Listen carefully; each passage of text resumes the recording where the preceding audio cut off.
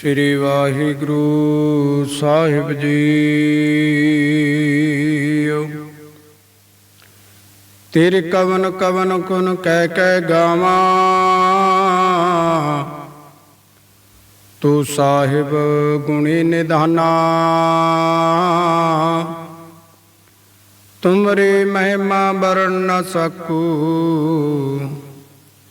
तू ठाकुर ऊच भगवाना। होवै सिफत कसम दी, नूर अरसों कुरसों चट्टियै। तुद डिठे सच्चे पातशाह, मल जन्म जन्म दी कट्टियै। कबीर एक कड़ी आदि करी, आदि हूँ ते आद। भगतन सेती गोष्ठी, जो कीने सो लाभ। जेता जियो पिंड सब तेरा, तू अंतर जामी पुरख भगवान। दासन दास कह जन नानक, जेहा तू करा है तेहा हूँ करी बख्यान। सतनाम श्री वाहिगुरु जी। सोही महला पंजवा। सिमरत वेद पुराण पुकारन पोथियां, नाम बिना सब कूड़ गाली होशियां। नाम निधान अपार भगता मन वसै, जन्म मरण मोह दुख साधु संग नसै।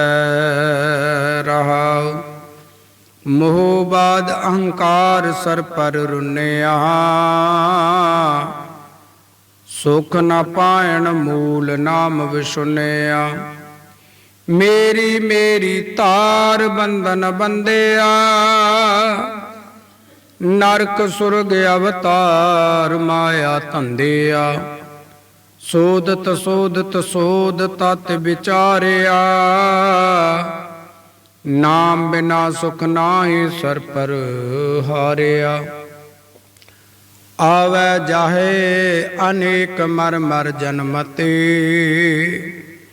बिन बूझे सब वाद जोनी भरमते। जिनको भय दयाल तिना साधु संग पया, अमृत हर का नाम तिनी जनी जप लिया। खोजै कोटा सांख बहुत अनंत के, जिस बुझाए आप नेड़ा तिसहे। विसर नाही दातार अपना नाम देहो, गुण गावा दिन रात नानक चाओ हो। विसर नाही दातार अपना नाम देओ, गुण गावा दिन रात नानक चाओ हो। परम सन्मान योग जुगो जुग अटल, चवर तख्त छत्र दे मालक, धन धन साहिब श्री गुरु ग्रंथ साहिब जी महाराज जी की पावन पवित्र हजूरी अंदर जुड़ बैठी गुरु प्यारी गुरु सवारी साध संगत जीओ ते आपो अपने घरां दे अंदर बैठ के पातशाह जी की पावन पवित्र गुरबाणी सरवण कर रही गुरु प्यारी गुरु सवारी साध संगत जीओ। आओ सारियां ही संगतां रल मिल के आपो अपनी रसना नूं करो पवित्र। पातशाह जी की बख्शिश की हुई फतेह की सांझ पा के लवाओ आपो अपनी हाजरी। करो रसना नूं पवित्र, गज के फतेह बुलाओ। वाहिगुरु जी का खालसा, वाहिगुरु जी की फतेह। गुरु प्यारे गुरु सवारे साध संगत जीओ, आओ हुण कुछ समय वास्ते जो पातशाह जी की अमृत वेले किरपा रहमत हुई है, सानू सारियां संगतां नूं जो पावन पवित्र हुक्मनामे प्राप्त हुए हैं, अज दे पावन फरमान पातशाह जी ने बख्शिश किए हैं। कुछ समय वास्ते उस पावन पवित्र हुक्मनामे की विचार के नाल जुड़न का यतन करिए। पातशाह जी किरपा करना। आओ सारियां संगतां आपो अपनियां सुरतियां बिरतियां नूं करो एकागर ते पातशाह जी के पावन हुक्मनामे जी की विचार सरवण करो जी। सो गुरु प्यारे गुरु सवारे साध संगत जी, अज दे जो पावन धन धन साहिब श्री गुरु ग्रंथ साहिब जी महाराज जी दे अमृत वेले दे जो फरमान प्राप्त होए हैं, ये पावन शब्द सोही राग दे अंदर पंचम पातशाह धन गुरु अर्जन देव जी महाराज उन्हां दे पावन मुखारबिंद तो उचारण किया होया पावन शब्द है, जो अज दे पावन हुक्मनामे दे रूप दे विच सानू सारियां संगतां नूं प्राप्त होए हन। पातशाह किरपा करदिआं नूं सोही महला पंजवा। सिमरत वेद पुराण पुकारन पोथियां, नाम बिना सब कूड़ गाली होशियां। नाम निधान अपार भगतां मन वसै, जन्म मरण मोह दुख साधु संग नसै रहो। ये जो पावन शब्द है, धन धन साहिब श्री गुरु ग्रंथ साहिब जी महाराज जी के पावन अंग 661 तो आरंभ होके 662 ते जाके पावन शब्द समाप्त हुंदा है। अष्टपदी के रूप दे विच है। इस पावन शब्द के 8 पदे हैं। सो आओ सारियां संगतां आपो अपनियां मन बिरतियां नूं करो एकागर ते पातशाह जी दे पावन शब्द दी विचार सरवण करो जी। सोही महला पंजवा। सिमरत वेद पुराण पुकारन पोथियां, नाम बिना सब कूड़ गाले होशियां। गुरु प्यारे गुरु सवारे साध संगत जी, पातशाह अज दे पावन हुक्मनामे दे रूप दे विच इस पावन शब्द दे अंदर किरपा कर रहे हैं, समझा रहे हैं। सिमरत वेद पुराण पुकारन पोथियां। पुकारन तो भाव है जिहड़े मनुख कर्म कांड आदਿਕ दा राह उच्ची उच्ची दसदे हन, क्योंकि अज संसार दे विच सबनों ज़्यादा बोलबाला ते जोर दिता जा रहा है कर्म कांड ते। गुरदेव पातशाह जी किरपा करते हैं, समझाते हैं इन्हां पावन पंक्तियां दे राही, जो अज दे पावन हुक्मनामे दे आरंभ वालियां पंक्तियां है।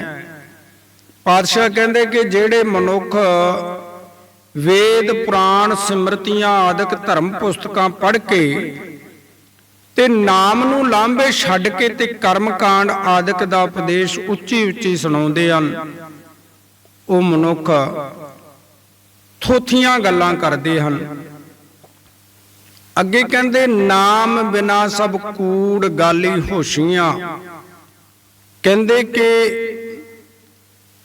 परमात्मा दे नाम तो बिना झूठा प्रचार ही ये सारे लोग करते हैं। नाम बिना सब कूड़ गाली होशियां। होशियां तो भाव है थोथियां।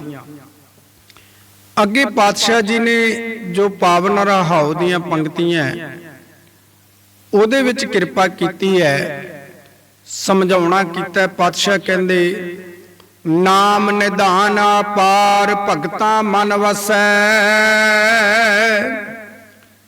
ਜਨਮ ਮਰਨ ਮੋਹ ਦੁਖ ਸਾਧੂ ਸੰਗ ਨਸੈ।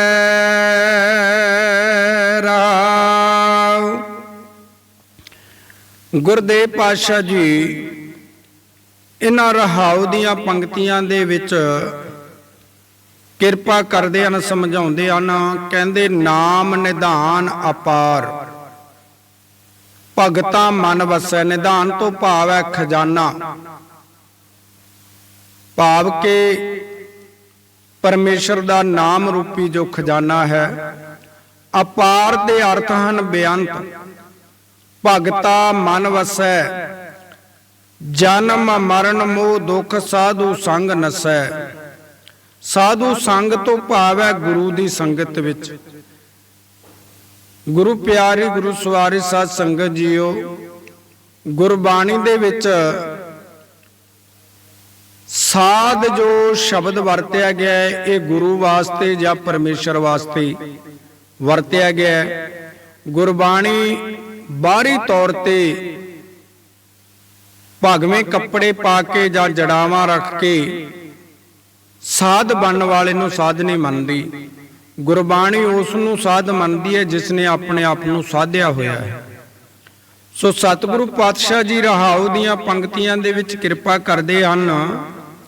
ਕਹਿੰਦੇ ਕਿ ਪ੍ਰਮਾਤਮਾ ਦੇ ਨਾਮ ਦਾ ਬੇਅੰਤ ਖਜ਼ਾਨਾ ਪ੍ਰਮਾਤਮਾ ਦੇ ਭਗਤਾਂ ਦੇ ਹਿਰਦੇ ਵਿੱਚ ਵਸਦਾ ਹੈ ਤੇ ਗੁਰੂ ਦੀ ਸੰਗਤ ਵਿੱਚ ਨਾਮ ਜਪਿਆਂ ਜਨਮ ਮਰਨ ਦੇ ਦੁੱਖ ਅਤੇ ਮੋਹ ਆਦਿਕ ਹਰੇਕ ਕਲੇਸ਼ ਦੂਰ ਹੋ ਜਾਂਦਾ ਹੈ ਜੀ। ਸੋ ਗੁਰੂ ਪਿਆਰੇ ਗੁਰੂ ਸਵਾਰੀ ਸਾਧ ਸੰਗਤ ਜੀਓ, ਜਿਵੇਂ ਕਿ ਪਾਤਸ਼ਾਹ ਜੀ ਨੇ ਸ਼ਬਦ ਦੀਆਂ ਪਹਿਲੀਆਂ ਪੰਕਤੀਆਂ ਤੇ ਰਹਾਉ ਦੀਆਂ ਪੰਕਤੀਆਂ ਦੇ ਵਿੱਚ ਇਹ ਸਮਝਾਇਆ ਹੈ ਕਿ ਪਰਮਾਤਮਾ ਦਾ ਨਾਮ ਤੋਂ ਬਿਨਾਂ ਝੂਠਾ ਪ੍ਰਚਾਰ ਜੋ ਅੱਜ ਬੜੇ ਜ਼ੋਰ ਸ਼ੋਰ ਦੇ ਨਾਲ ਹੋ ਰਿਹਾ ਹੈ। ਪਾਤਸ਼ਾਹ ਕਹਿੰਦੇ ਕਿ ਇਹ ਸਾਰੀਆਂ ਥੋਥੀਆਂ ਗੱਲਾਂ ਹੈ। ਕਰਮ ਕਾਂਡਾਂ ਦੇ ਬਾਰੇ ਪਾਤਸ਼ਾਹ ਜੀ ਨੇ ਪਾਵਨ ਗੁਰਬਾਣੀ ਦੇ ਵਿੱਚ ਸਮਝਾਇਆ ਹੈ।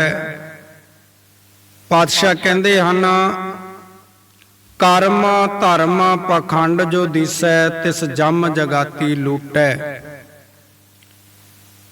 ਨਿਰਵਾਣ ਕੀਰਤਨ ਗਾਵੋ ਕਰਤੇ ਕਾ ਨਿਮਕ ਸਿਮਰਤ ਜਿਤ ਛੂਟੈ। ਕਰਮ ਧਰਮ ਜੋ ਵੀ ਹੈ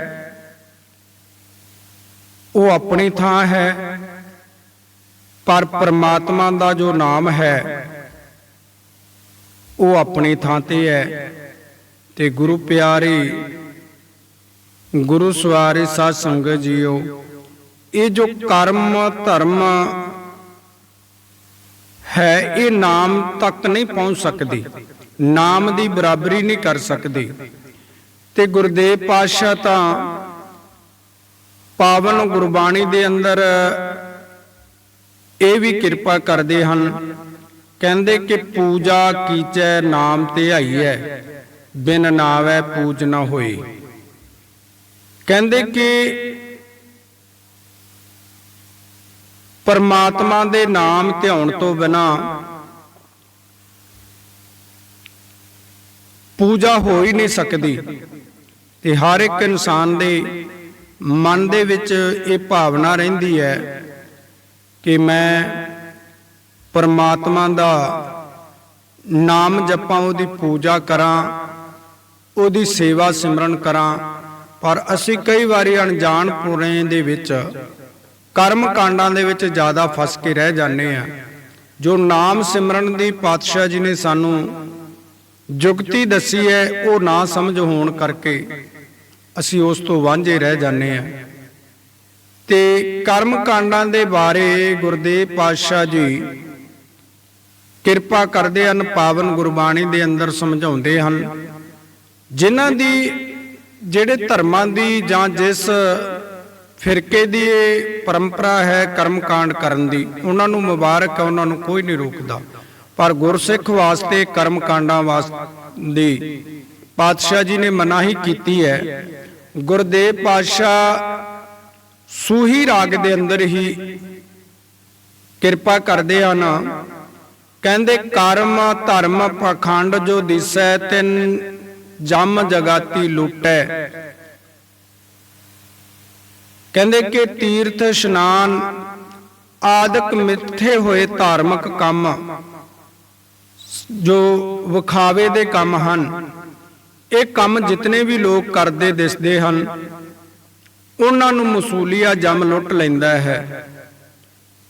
ਕਿਉਂਕਿ ਨਾਮ ਤੋਂ ਬਿਨਾ ਹੋਰ ਕੋਈ ਵੀ ਚੀਜ਼ ਉਸ ਪਰਮਾਤਮਾ ਦੇ ਦਰਗਾਹ ਤੱਕ ਪਹੁੰਚਣ ਵਾਲੀ ਨਹੀਂ। ਲੋਕ ਪਰਲੋਕ ਦੇ ਵਿੱਚ ਸੰਗ ਸਹਾਈ ਹੋਣ ਵਾਲਾ, ਸਾਥ ਨਿਭਣ ਵਾਲਾ ਇੱਕ ਕੇਵਲ ਤੇ ਕੇਵਲ ਪਰਮਾਤਮਾ ਦਾ ਨਾਮ ਹੈ।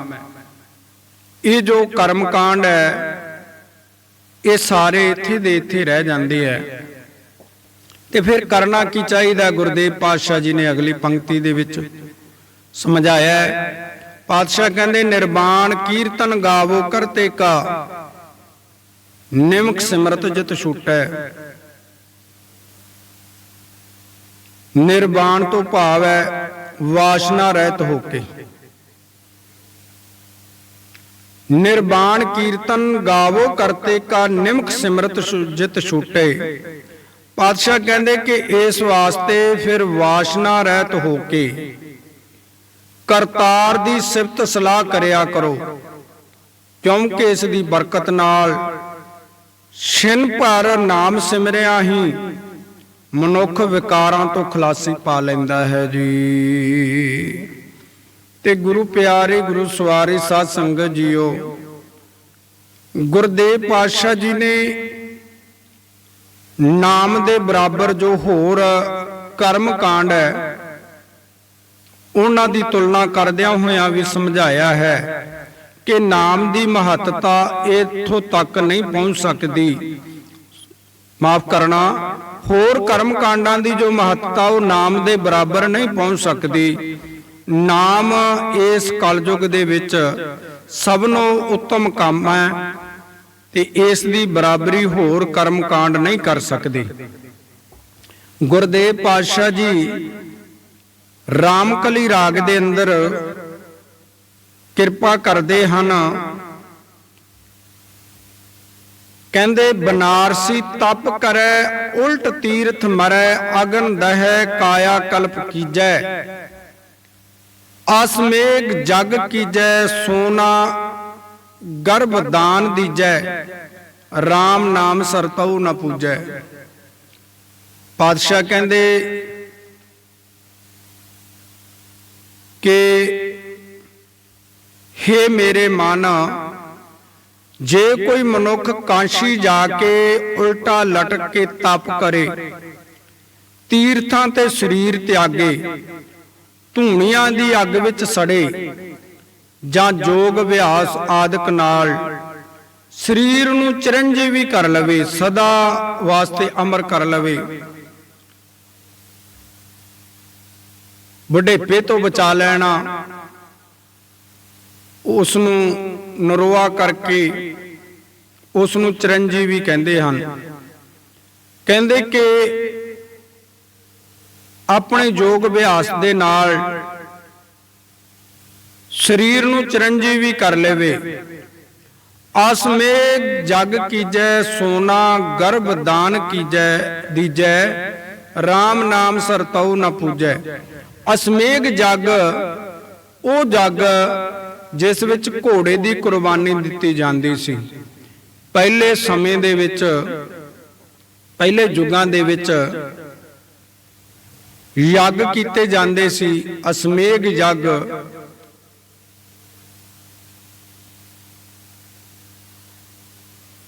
ਹੋਰ ਕਈ ਤਰ੍ਹਾਂ ਦੇ ਯੱਗ ਕੀਤੇ ਜਾਂਦੇ ਸੀ ਤੇ ਜਿਹੜਾ ਅਸਮੇਘ ਯੱਗ ਹੈ ਇਹ ਬੜਾ ਸਭ ਨਾਲੋਂ ਵੱਡਾ ਯੱਗ ਮੰਨਿਆ ਜਾਂਦਾ ਸੀ। ਅਸਮੇਘ ਜਗ ਕੀਜੈ ਸੋਨਾ ਗਰਭ ਦਾਨ ਦੀਜੈ। RAM ਨਾਮ ਸਰਤਉ ਨ ਪੂਜੈ। ਕਹਿੰਦੇ ਕਿ ਜੇ ਕੋਈ ਅਸਮੇਘ ਜਗ ਕਰੇ ਜਾਂ ਸੋਨਾ ਫਲ ਆਦਿਕ ਵਿੱਚ ਲੁਕਾ ਕੇ ਦਾਨ ਕਰੇ ਤਾਂ ਵੀ ਇਹ ਸਾਰੇ ਕੰਮ ਪ੍ਰਭੂ ਦੇ ਨਾਮ ਦੀ ਬਰਾਬਰੀ ਨਹੀਂ ਕਰ ਸਕਦੇ। ਤੇ ਇਸ ਪਾਵਨ ਸ਼ਬਦ ਦੇ ਅੰਦਰ ਗੁਰਦੇਵ ਪਾਤਸ਼ਾਹ ਨੇ ਅੱਗੇ ਸਮਝਾਇਆ, ਕਹਿੰਦੇ ਛੋੜ ਛੋੜ ਰੇ ਪਖੰਡੀ ਮਨ ਕਪਟ ਨਾ ਕੀਜੈ, ਹਰ ਕਾ ਨਾਮ ਨਿਤ ਨਿਤ ਹੈ ਲੀਜੈ ਰਹਾਉ। ਰਹਾਉ ਦੀਆਂ ਪੰਕਤੀਆਂ ਦੇ ਵਿੱਚ ਗੁਰਦੇਵ ਪਾਤਸ਼ਾਹ ਜੀ ਨੇ ਕਿਰਪਾ ਕੀਤੀ, ਕਹਿੰਦੇ ਹੇ ਮੇਰੇ ਪਖੰਡੀ ਮਨ, ਕਪਟ ਨਾ ਕਰ, ਛਾੜੇ ਕਪਟ, ਇਹ ਕਪਟ ਛੱਡ ਦੇ। ਤੇ ਕੀ ਕਰਨਾ ਹੈ?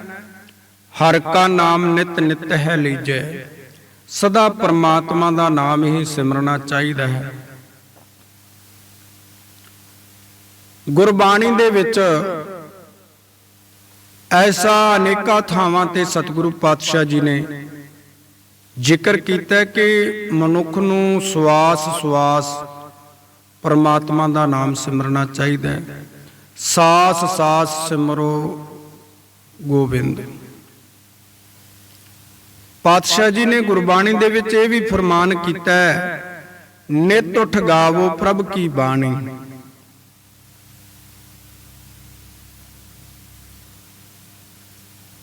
ਤੇ ਗੁਰਦੇਵ ਪਾਤਸ਼ਾਹ ਇਹ ਵੀ ਕਹਿੰਦੇ ਹਨ, ਨਾਮ ਬਿਨਾ ਜੋ ਪਹਿਰੇ ਖਾਏ, ਜਿਉ ਕੁੱਕਰ ਜੂਠਨ ਮੈਂ ਪਾਏ।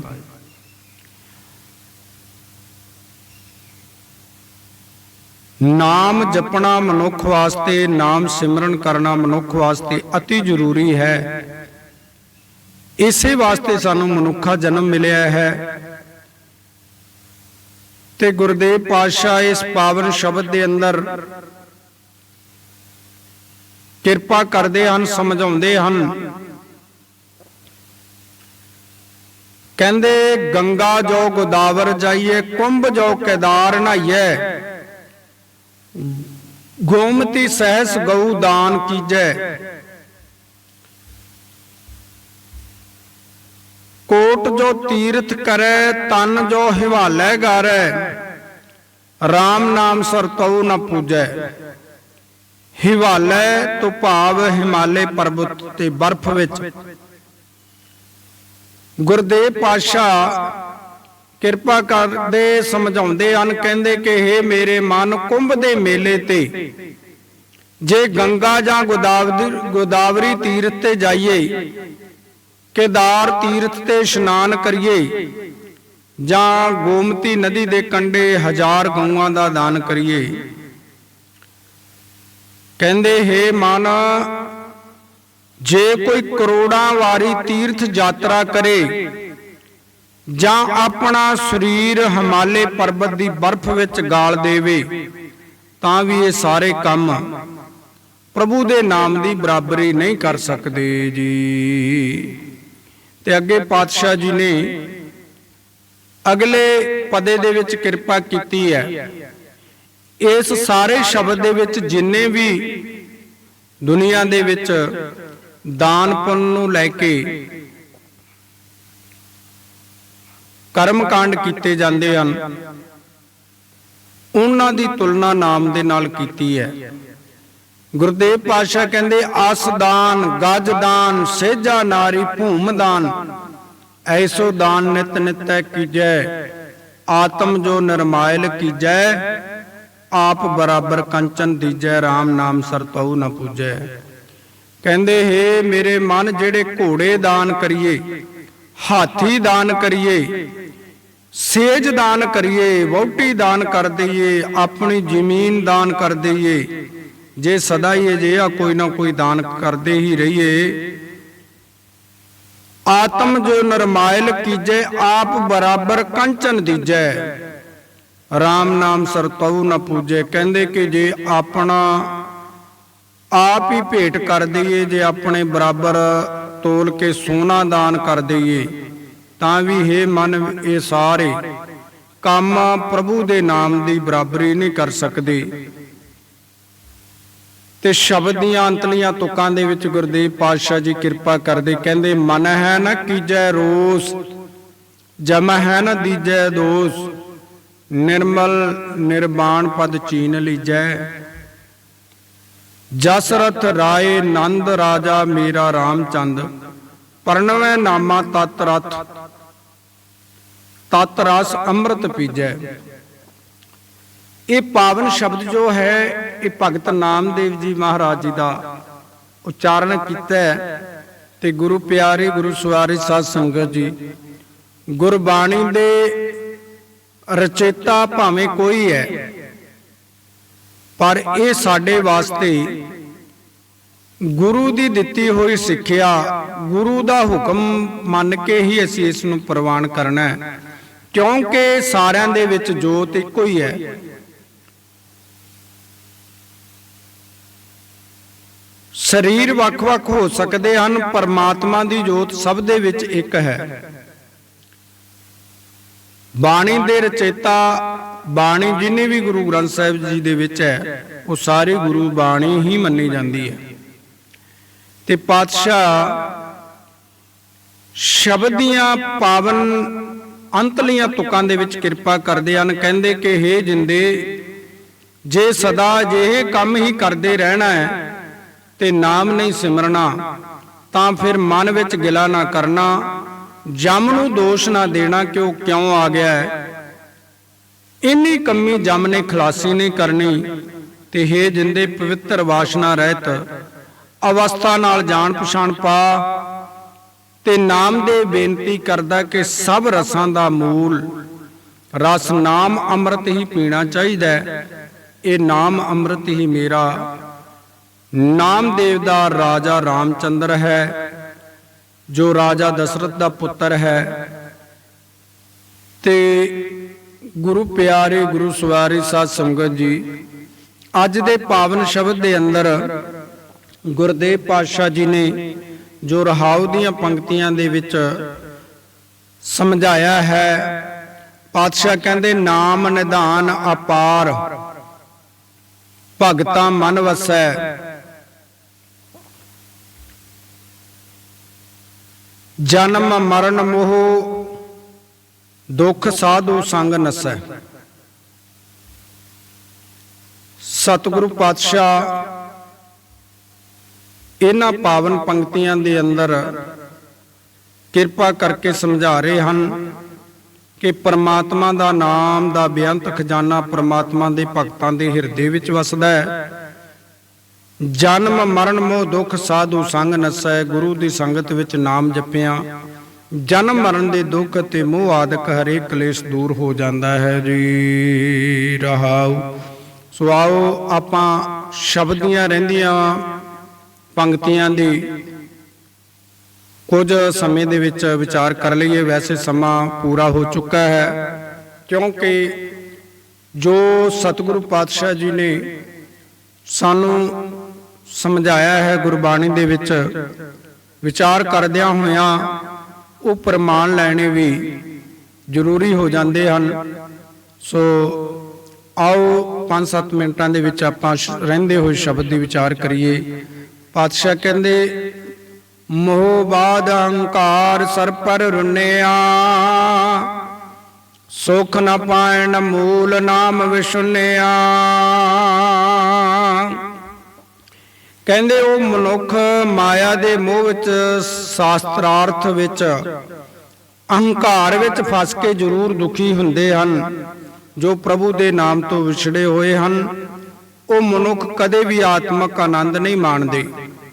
ਅੱਗੇ ਪਾਤਸ਼ਾਹ ਜੀ ਕਿਰਪਾ ਕਰਦੇ, ਕਹਿੰਦੇ ਮੇਰੀ ਮੇਰੀ ਧਾਰ ਬੰਧਨ ਬੰਧਿਆ, ਨਰਕ ਸੁਰਗ ਅਵਤਾਰ ਮਾਇਆ ਧੰਦਿਆ। ਪਰਮਾਤਮਾ ਦੇ ਨਾਮ ਤੋਂ ਖੁੰਝ ਕੇ ਕਹਿੰਦੇ ਮਾਇਆ ਦੀ ਮਮਤਾ ਦਾ ਖਿਆਲ ਮਨ ਵਿੱਚ ਟਿਕਾ ਕੇ ਮੋਹ ਦੇ ਬੰਧਨ ਵਿੱਚ ਬੱਝੇ ਰਹਿੰਦੇ ਹਨ। ਨਰਕ ਸੁਰਗ ਅਵਤਾਰ ਮਾਇਆ ਧੰਦਿਆ। ਨਿਰੀ ਮਾਇਆ ਦੇ ਝਮੇਲਿਆਂ ਦੇ ਕਾਰਨ ਉਹ ਲੋਕ ਦੁੱਖ ਸੁੱਖ ਭੋਗਦੇ ਰਹਿੰਦੇ ਹਨ। ਸੋਦਤ ਸੋਦਤ ਸੋਧ ਤਤ ਵਿਚਾਰਿਆ, ਨਾਮ ਬਿਨਾ ਸੁਖ ਨਾਹੀ ਸਰ ਪਰ ਹਾਰਿਆ।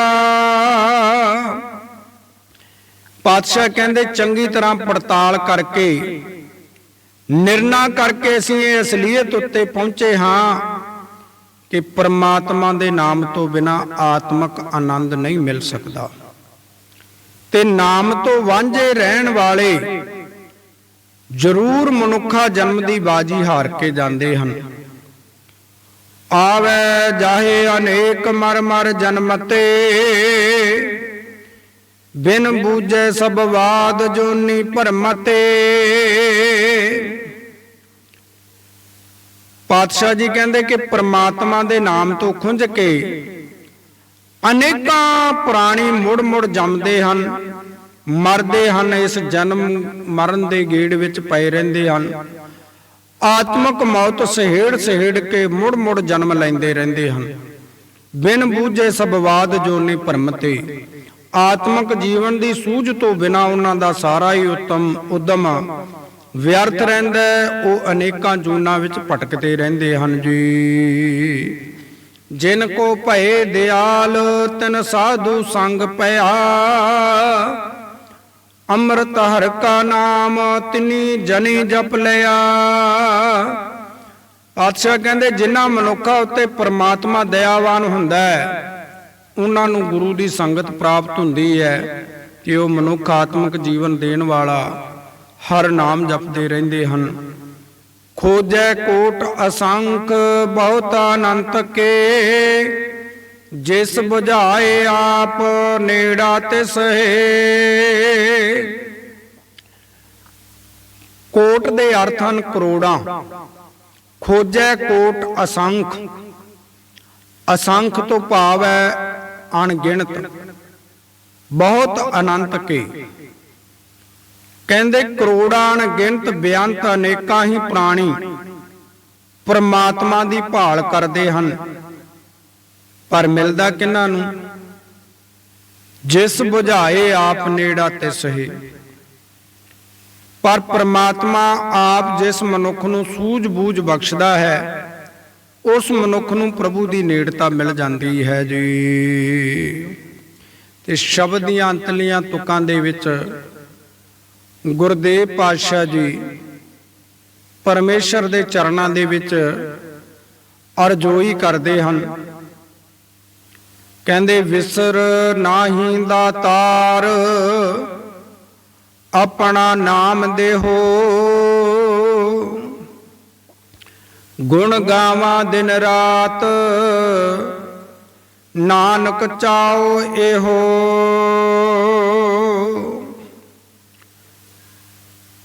ਗੁਰਦੇਵ ਪਾਤਸ਼ਾਹ ਜੀ ਕਿਰਪਾ ਕਰਦੇ ਹਨ, ਸਮਝਾਉਂਦੇ ਹਨ ਇਹਨਾਂ ਅੰਤਲੀਆਂ ਤੁਕਾਂ ਅੰਦਰ। ਕਹਿੰਦੇ ਹੇ ਦਾਤਾਰ ਮੈਨੂੰ ਆਪਣਾ ਨਾਮ ਬਖਸ਼, ਮੈਂ ਤੈਨੂੰ ਕਦੇ ਨਾ ਭੁਲਾਵਾਂ। ਤੇ ਹੇ ਨਾਨਕ ਮੇਰੇ ਅੰਦਰ ਇਹ ਤਾਂਘ ਹੈ ਕਿ ਮੈਂ ਦਿਨ ਰਾਤ ਤੇਰੇ ਗੁਣ ਗਾਉਂਦਾ ਰਹਾਂ ਜੀ। ਸੋ ਗੁਰੂ ਪਿਆਰੀ ਗੁਰੂ ਸਵਾਰੀ ਸਾਧ ਸੰਗਤ ਜੀਓ, ਇਹ ਸੀ ਅੱਜ ਦੇ ਪਾਵਨ ਸ਼ਬਦ ਦੀ ਵਿਚਾਰ ਜੋ ਪਾਵਨ ਹੁਕਮਨਾਮੇ ਦੇ ਰੂਪ ਦੇ ਵਿੱਚ ਸਾਨੂੰ ਸਾਰੀਆਂ ਸੰਗਤਾਂ ਨੂੰ ਪ੍ਰਾਪਤ ਹੋਇਆ। ਦਾਸ ਵੱਲੋਂ ਸ਼ਬਦ ਦੀ ਵਿਚਾਰ ਕਰਦਿਆਂ ਹੋਇਆਂ ਅਨੇਕਾਂ ਪ੍ਰਕਾਰ ਦੀਆਂ ਊਣਤਾਈਆਂ ਰਹਿ ਗਈਆਂ ਹੋਣਗੀਆਂ। ਧੰਨ ਧੰਨ ਸਾਹਿਬ ਸ੍ਰੀ ਗੁਰੂ ਗ੍ਰੰਥ ਸਾਹਿਬ ਜੀ ਮਹਾਰਾਜ ਗੁਰੂ ਕੀ ਸੰਗਤ ਬਖਸ਼ਣ ਯੋਗ ਹੈ। ਹੋਈਆਂ ਗਲਤੀਆਂ ਭੁੱਲਾਂ ਦੀ ਮਾਫੀ ਬਖਸ਼ਿਸ਼ ਕਰਨ।